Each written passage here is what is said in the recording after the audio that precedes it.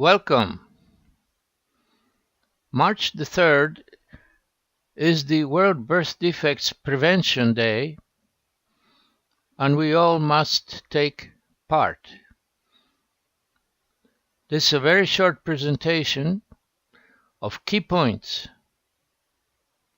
To begin with, many children, in the tens of percent, perish, and such tragedies can be prevented. Over 20% of children do not reach delivery, and those who are born alive, a significant proportion have birth defects, of which again a significant proportion is fatal.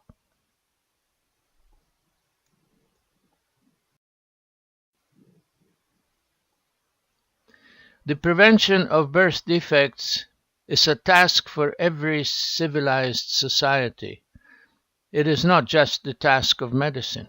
It is a task of you. Note this figure drawn from California, 25%. Read it, comprehend it, understand its fundamental importance. And we can prevent these events. So that the prevention, to be underscored on March the 3rd, is a task of everyone, of every society and of every member of such society. But such cannot be realized without a consciousness. We must know, and we don't know enough. So know what's going on. And consciousness is not the same like conscience. We must be civilized. And civilization is measured by how much we are willing to invest in the care and prevention of such tragedies.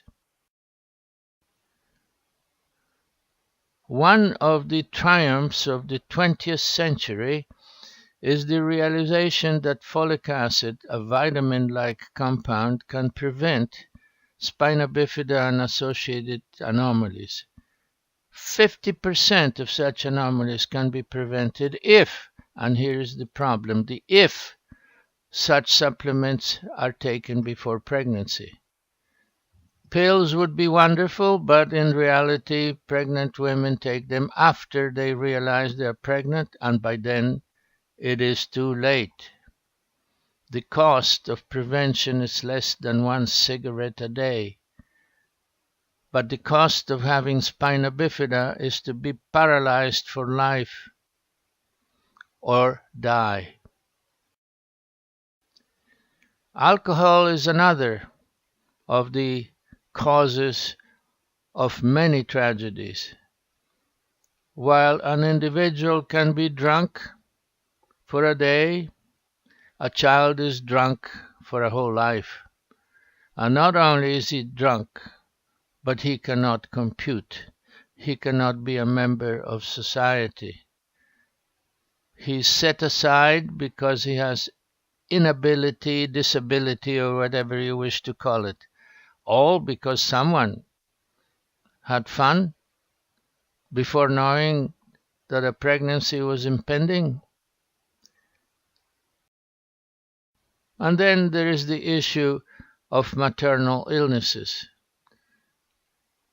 A light illness of a grown woman may be a major disaster for a gestating fetus. For example, measles. Measles to a fetus can be tragically important. Much of the hearing loss we see in children may be related to measles, but there are many sorts of other infections, and most of all of other factors, environmental factors, that can disrupt fetal development. We are now seeing an effort by conservative pro-life politicians to remove regulations that limit air pollution, water pollution, food pollution. In the name of what? In the name of future generations, in the name of better economy. Who needs economy if you're blind, if you're deaf, or if you're paralyzed? And so we come to radiation, nuclear accidents, the Fukushima disaster, the Chernobyl disaster. How much of this radiation pollution are we supposed to tolerate? And how is that going to impact the brain development, which is the most sensitive structure to radiation damage? Indeed, we are saying pregnant women should not be exposed to radiation. What about if they eat fish? Fish is polluted with all sorts of pollutants, including radiation that comes from coal mines and oil. These are elements that contain radioactive atoms like strontium, cesium, tritium, etc. So, on March the 3rd is a wake-up call for everybody's concern, for everyday concern, for constant concern, for being conscious and conscientious. This is an evidence of our culture or lack of.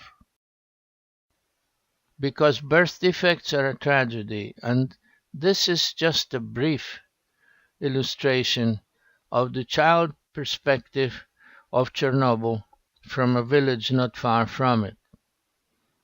Ask your children to draw pictures of how do they see pollution. How do they see this societal responsibility for them to be able to develop normally?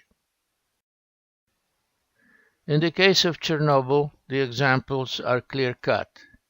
The fallout impacts water and soil, the water sinks, it surfaces, and the dust is polluted with all sorts of radioactive elements. The fires remobilize that, the dust falls in Berlin or wherever have you, or is carried out across the North Pole.